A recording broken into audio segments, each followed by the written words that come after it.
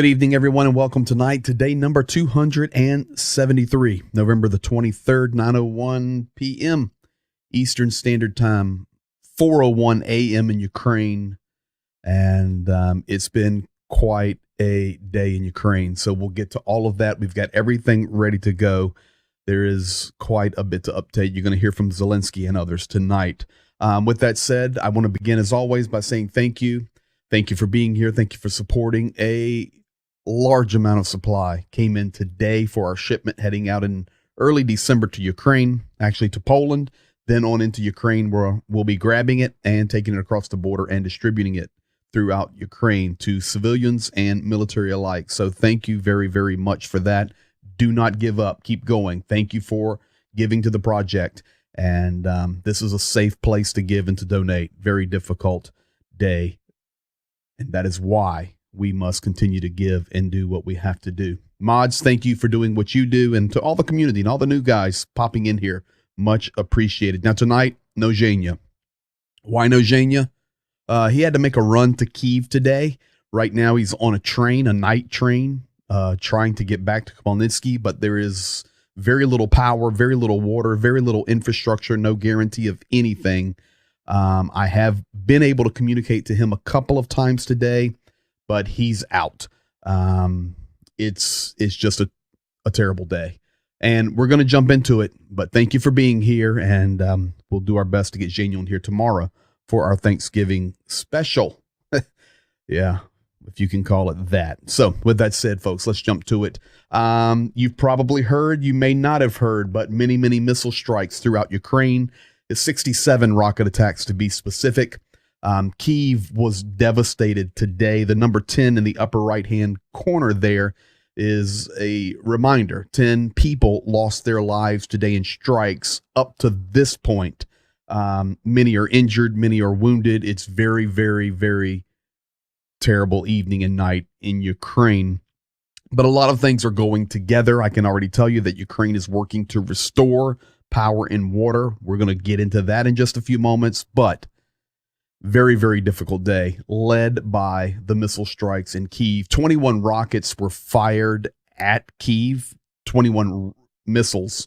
In Ukrainian or Russian, it's called the rocket, but of course we would call them missiles. 21 were fired at Ukraine. They were able, at Kiev rather, they were able to take out 11 of them, but 10 did hit their targets there, and it's been a very, very challenging day being the number one target there, because the control centers, the headquarters for all of these companies is there in Kiev, and it's just been very, very tragic. With that said, Secretary Anthony Blinken came out and said millions across Ukraine took shelter as Russia again rained down missiles today. Continued attacks on infrastructure are designed to keep Ukraine civilians cold and in the dark. These appalling tactics won't break the resolve of Ukraine and its partners, as tweeted tonight a few hours ago. That'd be 9:16 p.m. local time there in Ukraine, because we're not at 9:16 p.m. yet on November the 23rd. But thankful to his tweet about that. But we need more than tweets. We need more that it's not going to break the resolve of Ukraine. Of course it's not, but we must do our part to help defeat, as Zhenya would say, the terrorists, defeat the occupiers, defeat those that are going against everything that is good. In fact, to hear about that tonight, why don't we start with this? I've got a little bit of President Zelensky. He came out and made a very informal statement. This would be another one of those where he's looking straight down into his iPhone and he's speaking quickly. We've got that for you tonight, and we have it translated. So I'm going to roll that now. Here, President Zelensky speaking just a little while ago. Бажаю здоров'я. Сьогодні Європарламент визнав Росію державою-спонсором тероризму. Нарешті, дякую всім європарламентарям. А потім Росія довела всьому світу, що це все правда, застосувавши 67 ракет по нашій інфраструктурі, по нашій енергетиці, по звичайним людям. Результат трагічний, велика кількість поранених, є загиблі. Прошу, прийміть мої співчуття. Всі, хто втратив рідних і близьких. Що стосується світла і водопостачання, всі працюють, енергетики працюють, ДСНСники працюють, всі, місцева влада. Завдання поставлено, ми все це відновимо і все це пройдемо, тому що ми з вами незламний народ. Дякую вам всім, бережіть себе. Слава Україні! So you can tell it there. That's one of those statements that he often makes when we have days, and I hate to say it this way, but that are out of the ordinary versus just typical war things. This is one of those days where it's massive strikes across Ukraine, November the 23rd. With that said, he made a couple of statements that are very important to pay attention to. He said, finally, European Parliament has acknowledged that Russia is a state sponsor of terrorism. They took it to the next level. And then he made a statement, and Russia then, to validate it, unloaded. Probably, a lot of these missile strikes, these massive missile strikes, not normal days where 8 or 10 missiles fly throughout the country and try to hit targets, but the days when Russia just rains them down on Ukraine and they cannot stop them all. There will be massive hits as we've experienced today. This is in retaliation. These are retaliatory attacks for what is happening throughout the world as Russia is deemed state sponsors of terrorism or other things that bring shade or bad light on Russia. They respond with missiles. Now, with that said, let's jump over. Klitschko, the mayor of Kiev, had a response today. He stated that part of Kiev may still have to be evacuated. Now, this was talk a couple of weeks ago, and then Ukraine came out. Klitschko came out specifically and says, no, I think we're going to be okay and not have to evacuate. But today, after the strikes again, part of Kiev may still have to be evacuated. Klitschko said residents of the capital should prepare for the worst case scenario of a widespread power outage at low temperatures. If things go according to the scenario, Kiev could face the worst winter since the Second World War. Perhaps part of the city will have to be evacuated, although the authorities do not want to come to that. That's the statement from Mayor Klitschko there in Kiev. And folks, it's serious. Zhenya and I were talking a little bit earlier when he was able to get a little bit of coverage, and he's in Kiev. There's no lights. There's no power. It's snowy. It's cold. And I was just looking at some of the buildings on the video that he sent me, and I said, oh my goodness, man, what are these people actually going to do?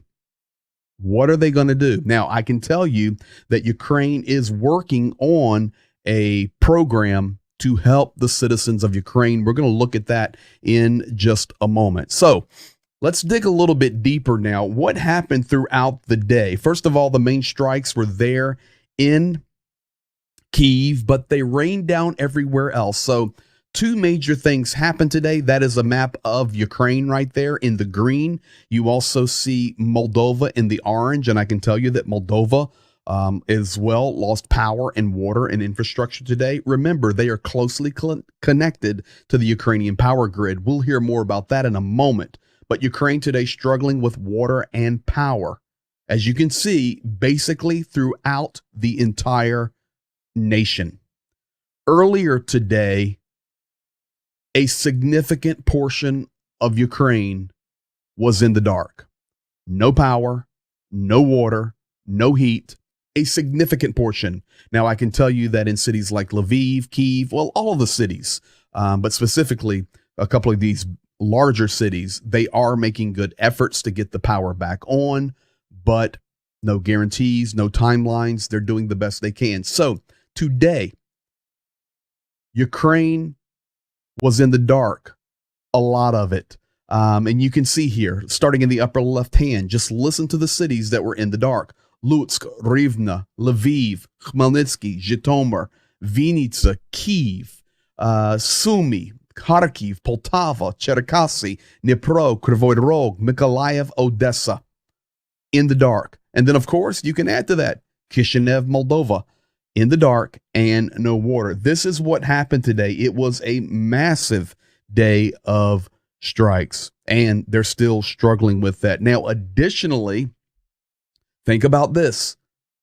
When the power goes off, it affects the nuclear power plants. As we've instructed you or taught you, there are 4 major nuclear power plants located throughout Ukraine.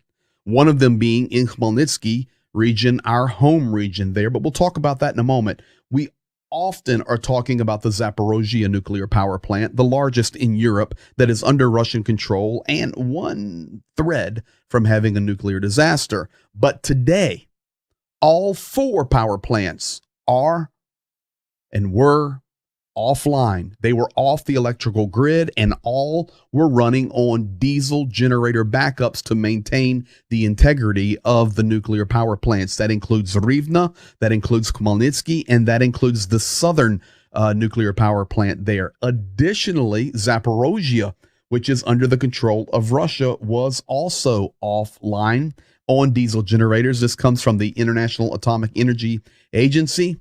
Zaporozhye nuclear power plant has lost external electricity access again and is relying on diesel generators to power cooling and essential nuclear safety and security functions, on-site IAEA report. Operator Energoatom report 3 other NPPs were automatically disconnected. Now, what is that telling us? That's confirming what I was sharing with you right here. Zaporozhye nuclear power plant, bottom right, is off. Additionally, the other 3 that Ukraine is running, the southern, the Khmelnytsky, and the Rivne, are all offline. Now, we often think about it: power, light, water, and heat. But folks, check this one out today. Due to the absence of infrastructure throughout Ukraine, and here is a pretty well-known bank, Privat Bank, meaning private bank, translated. This would be like a Bank of America level or a Wells Fargo level. This is a big bank in Ukraine. 3,800 ATMs are all that is working, not just Privat Bank, it's other banks as well, in Ukraine. Ukraine has 15,300 automatic teller machines, ATMs.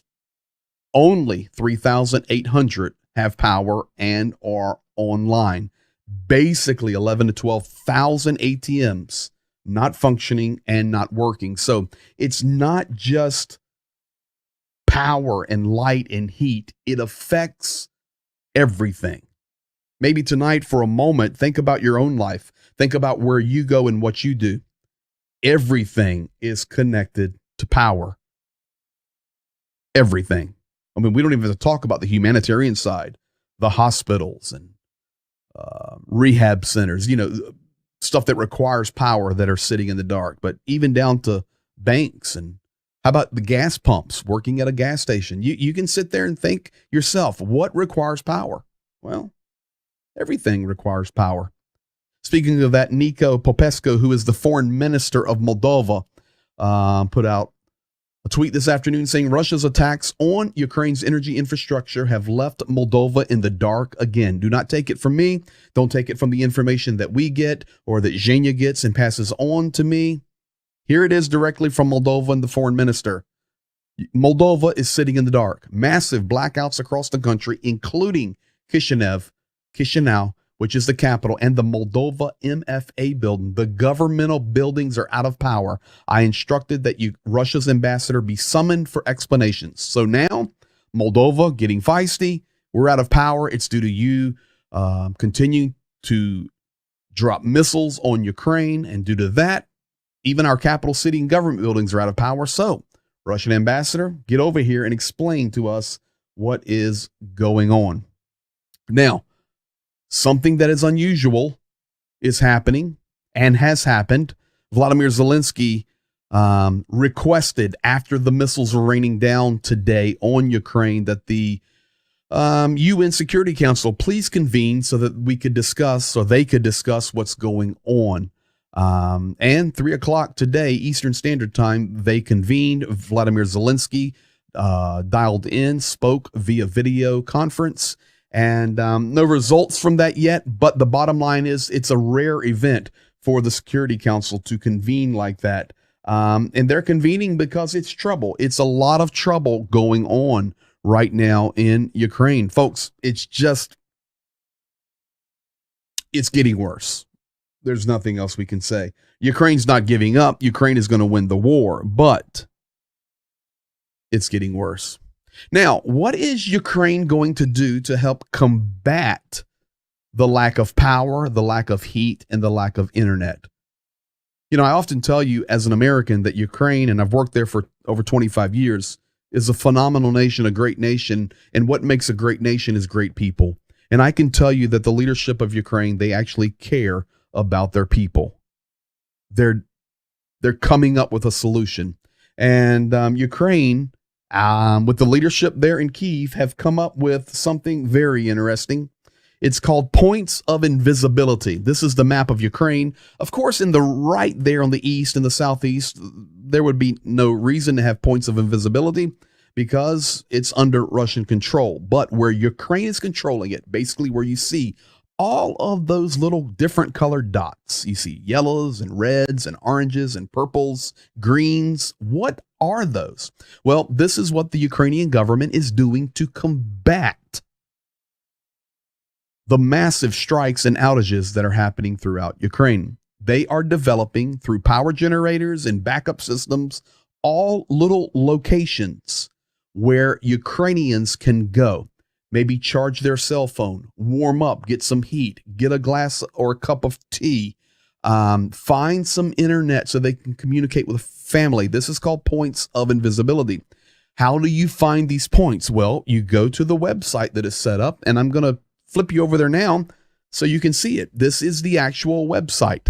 And this is talking about places where you can go and find in Ukraine different services. They work 24 hours a day for people. They are manned 24 hours a day, and everything is done to keep the infrastructure up. I'm looking at the screen, trying to translate it for you there. So what is offered? Heat, water, internet, the ability to charge your devices, products for babies and children, some food services, also medicines. This is what is going to be available. And I remind you, it's kind of on this big map here, and I'll scroll down and look at it. And here it is. You go to the website, and then this is the map. And this is the key so that you can find something. So let's just, for tonight, let's take a journey. Let's say we're in the city of Poltava, which is out in western Ukraine. Going to come on down into Poltava, and you can see it. I know you can't read it, and there is no translation here in English. But Poltava, pretty good sized city. I've spent a lot of time there. Here's Poltava, Poltava. So large city like this. Here are the points of interest, or the points where they will provide the services. And then you zoom on in. Let's say right here on the N12 highway. It's going to be located in this building. And it is, what is it? It's a place where you can go and get warm right there this is what they're doing. This is what they are doing. Look at here. Let's come right down to the center. You can come to this street, which is going to be on the corner of Shevchenka and Yerpesky. So at the corner of European Street and Shevchenka Street, you've got energy systems, so you can go there and charge. Let's see here. Here's another one. Energy system, the address, everything. And this is, I'll zoom back out now. That's just one sample of what Ukraine is doing. Don't try to tell me that Ukraine doesn't care about their people. Ukraine absolutely cares about their people, and they are doing everything that is humanly and nationally possible to take care of their people. Now, with that said, let's jump over here to a couple other things tonight. Very, very important day. Very, very busy day. Today, Institute for the Study of War, as well as, once again, British intelligence has came out, and they have stated two things. Number one, false flag event is going to happen in Belgorod. Look at the upper right-hand corner there on your map. They stated that we have all the intelligence, we have all the information that Russia is going to do a large strike on their own city for Belgorod, and they're going to take out some infrastructure. They're going to do it to rally support for their operation, their war, their invasion of Ukraine. So be looking for that. That is, it's already being struck. We have guys from Ukraine working behind the enemy lines. Yes, they are. They're doing it. We've spoken to them personally. They're friends of ours. They're working throughout Crimea, around the borders. They're in Belarus. We're just telling you, they're there. They're there. But this is not what we're talking about here. This is not going to be some covert action behind the lines. This is going to be a large strike, and Russia is going to do it against themselves, and they're going to blame Ukraine so that they can garner and gather support for their war effort in Ukraine. Now, secondly, it also came out that we need to pay attention to Melitopol. Melitopol is turning into a place of, we already know it's one of the major supplies and base systems for Russia there in southern Ukraine, but it's also turning into a place of human tragedy.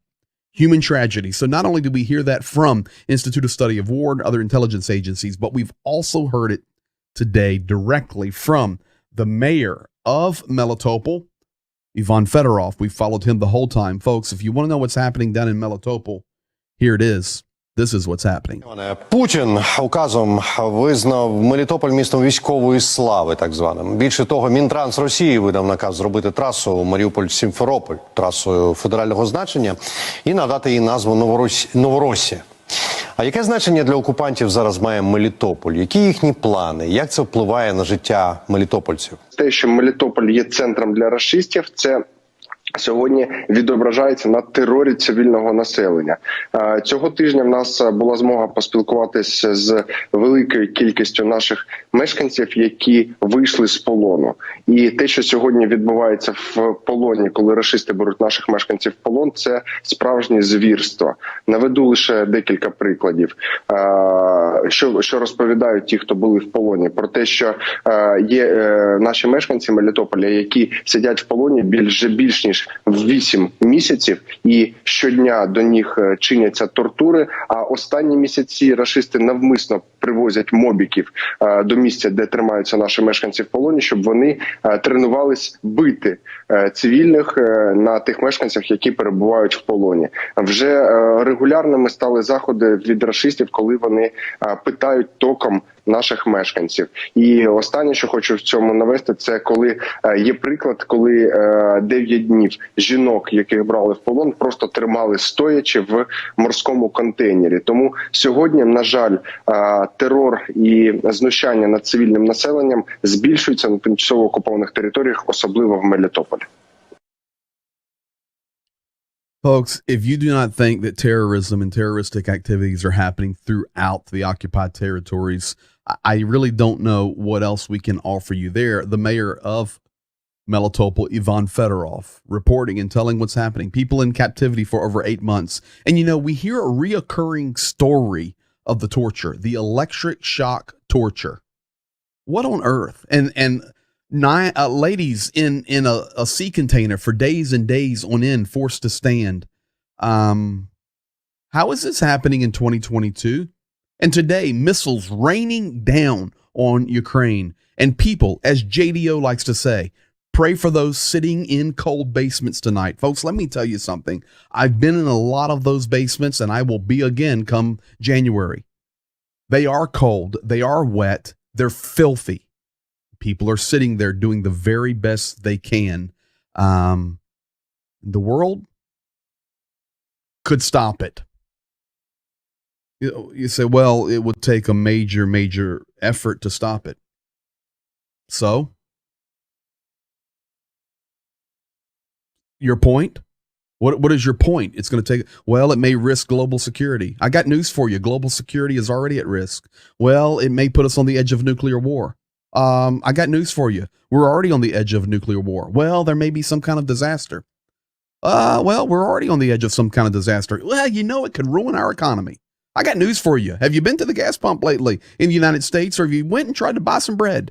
Your economy is wrecked. Our economy is destroyed. Absolutely destroyed. So who cares?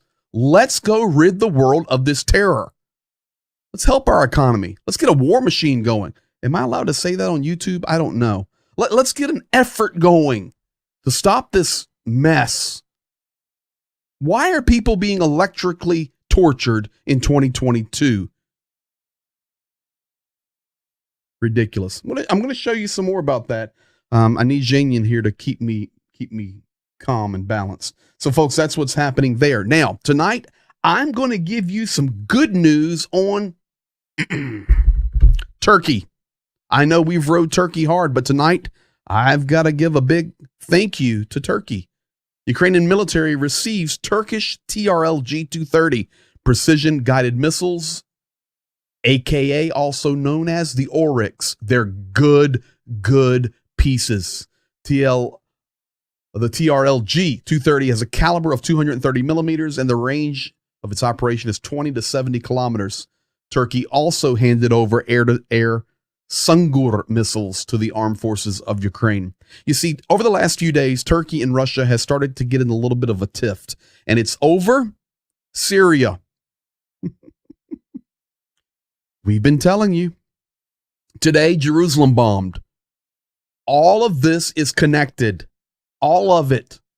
Iran, Israel, Syria, Turkey, Russia, Ukraine, North Korea, China, European Union, United States. It's all connected, and Ukraine is right in the middle of it. Well, Turkey and Russia getting into a little bit of a tiff. So now Turkey's supplying Ukraine with a little better weaponry. And in fact, tonight, I'm going to show you. Take a look at it. This is what they're supplying Ukraine with. Pretty cool.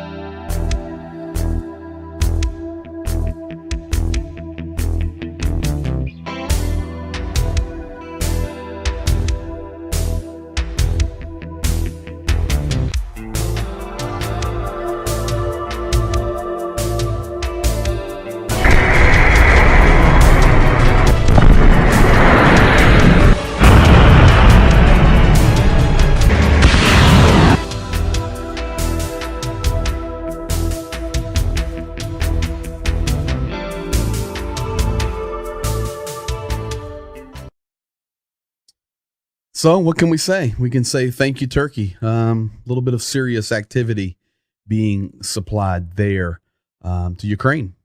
Nice piece of equipment there. And I know the military guys in the chat will be talking about it, but good piece of equipment, and Ukraine needs it. Now, the interesting thing, you're seeing how they're loaded, how they're constructed, how they're put together on a dry pad there. That's the promo video out of Turkey. But just imagine trying to deal with that equipment, though. Serious situation. Cold, icy, muddy. It's not easy. It's not easy. But with that said, we're very, very, very thankful for that. Now, I want to go to one last story tonight. It's been quite a day. A lot of not the best news with all the strikes, the people that have lost their lives. We have good news with the points of invisibility that Ukraine is trying to put together and is together, and Turkish supplies. And we heard from President Zelensky. Well, tonight as we close out, I want to give you a little update on this lady, this little granny. Her name is Lyubov Prochukin. She's from the Kherson region, and she's working on a farm there, and tells her story of losing her limb and the joy as she is equipped with a prosthetic. In fact, I call her the dancing granny, or Baba. The word is babushka in Russian, Ukrainian. And so the short is Baba. For us here in English, it would be like you have a grandmother and then you call her Granny. Well, that's what we have here. So this would be Baba Lubov. And just in case you're wondering her name, the meaning of her name means love. So this would be Granny Love. I love it. Granny Love. What I want you to notice here, I'm going to show you this little human interest story. Her attitude. Her attitude. Once again, I proclaim, even as Ukraine tonight in many places is sitting in the dark, no power, no water. Good does overcome evil. Light does defeat darkness. David did beat Goliath. And Ukraine is going to win this war. Folks, how about a smile tonight in lieu of all the rough news today? A little bit of Baba Love. Granny Love. Here you go. Адіює лайнер.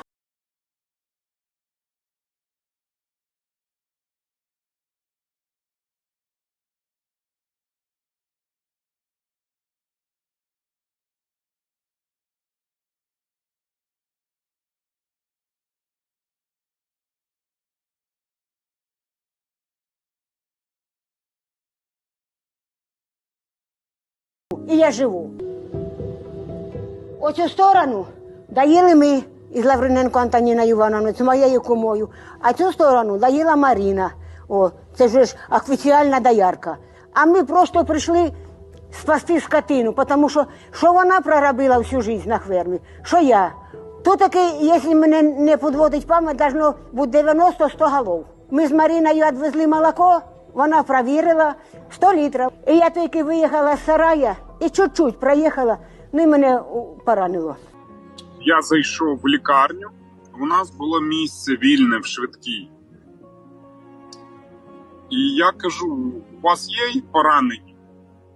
І лікар каже, ну у нас є бабуся, але вона добре себе почуває, а вона ж позитивна така. І я підійшов, дивлюсь, що не дуже добре у неї все з ножкою. Там приходить професор, показує мені отак на мобілки, оце каже, у вас така рана. І я бачу, що ниточки торчать, сухожилля. Надо удаляти. Я кажу, надо, так надо. Я вже домовився з Австрією, в Відні, і вона поїхала якраз в першій групі. Вона поїхала лікуватися до Відня, і там вже протезувалися і робили реабілітацію. А коли врачі прийшли з комісією, так я їм сказала, в знак благодарності, коли будете виписувати, я вам станцую. І я це зробила їм. Вона зірка в Відні стала. Це, треба це показувати.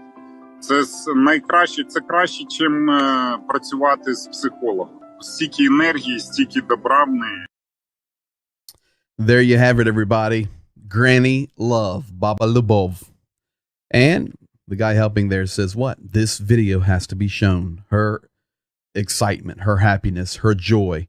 Folks, this is why I am consistent in the message every day. 273 days we've been here, and we will continue to be, whether it's here in the United States broadcasting, or it's Ukraine with us with Zhenya each night, or when I'm in Ukraine broadcasting from there. We're not going to give up. You know, I was having a chat with a person today and talking about, really can't change anything in this world, and it's just the way it is, and da-da-da-da. I said, let me tell you something. You listen to me right now. When you face global things, when you face mega situations that can be world-changing, you have to do something. You can't just sit on your bum and ignore it and do nothing. You have to do something. Well, my voice is small and insignificant. It may be. I've got news for you. We've got a small and insignificant voice, but due to our small and insignificant voice, we have saved people's lives. We have saved their lives. We have made a difference. In fact, let me tell you this. I wasn't going to show this tonight, but I will. Because I'm getting rattled up here. How about this unit right here? Let me flip over to this. This is Kraken, Ukrainian special unit. We're making a difference. Let me tell you something about this unit. This is the unit that was working in Kharkiv. This is the unit that we work with specifically. We know these guys, the Kraken unit. They are special ops soldiers. They have been the soldiers in some of the first liberated territories there outside of Kharkiv. They're still rolling. Their base is Kharkiv, and they moved in toward the east. They're our friends, and I can tell you, We're making a difference. You put tourniquets in their hands. You put supplies in their hands. We've saved people's lives. We've fed the hungry. We've given hope. Today, when Zhenya was driving around in Kiev, he called me and there were some soldiers with him. And they're just talking to me, Greg, thank you. Get back over here. Thank America. Thank all the nations around the world. Thank you for giving. Thank you for helping. We're not quitting. They were sitting in the dark and they were cold. They said, we're not quitting. We're going to win the war. And they said, let me see your hat. And I flipped up my hat. Let me see your patches. And we're talking back and forth, just encouraging each other. And they said, we'll see you in a few weeks when you get back over here. Yes, every small, insignificant voice working together can make a difference. Now, in this community that we've all come together, this Kraken unit, we've done a huge job to help. Well, this guy that I'm going to show you, his video kind of went viral. He's a combat medic for Kraken. I know this guy personally. I sat on a bench with him in Kharkiv, and we had a great time in conversation. He put out a message trying to help people not get killed by shrapnel. So, if he's my friend, he's your friend. We're here together. Here's my friend putting out a video on how to stay alive in case you get under shelling. Я бойовий медик. При наданні допомоги людині я питаю у неї, як вона отримала поранення. 80% осколочних поранень люди отримали тому, що не встигли впасти лицем вниз. Є техніка правильного падіння. Людина повинна впасти. Перше, що в неї впадає на думку, це вона повинна впасти на коліно, потім на лікоть і якось прижатись до землі. Але то не є правильно, тому що це не є швидко. Ти повинен впасти за 1 секунду. І є 2 техніки. Перша техніка – це техніка викидання ніг назад. Тобі потрібно впасти вперед лицем, ти викидаєш ноги і падаєш на руки. Ти приземляєшся на руки, щоб ти не вдарився сильно тулубом чи лицем. Ти прижався, ноги разом зібрав і ти лежиш. Все. Показую ще раз. Викидання ніг назад. Друга техніка – це коли тобі потрібно впасти лицем не вперед, а лицем назад. То в тебе є скрутка тілом. Коли ти крутиш тіло, ти трошки докручуєш ноги. Показую, як воно буде виглядати ззаду. Ти скручуєш тіло назад. І тебе самого валить назад. Маленька скруточка, яка дозволяє тобі за 1 секунду бути лицем вниз на землі. 3. Красунчики, красавчик. Всім отако кулачок, кулачок, кулачок. Будьте здорові і не отримуйте поранень. Yes, Zhenya and I know those guys there personally. That's my buddy. That's the medic, or one of the medics there for Kraken. He's my friend. He's your friend. See the shears on him? You put them there. The tourniquets that are in his med kits, you gave them to them. Folks, everybody can make a difference, and I thank you for being here and making a difference with us. So tonight we echo what President Zelensky said. We stand until victory. We stand until victory. And Slava Ukraina, glory to Ukraine. Geroim Slava, Slava, glory to the heroes. Folks, been quite a day. Consider yourself fully updated. I can tell you, Zhenya's safe. He's okay. Just in the dark, but we'll catch you tomorrow. As we would always say as we sign out, a good night to all. And he would say to all a good night. We'll see you tomorrow. Be blessed. See you in 23 hours. Good night.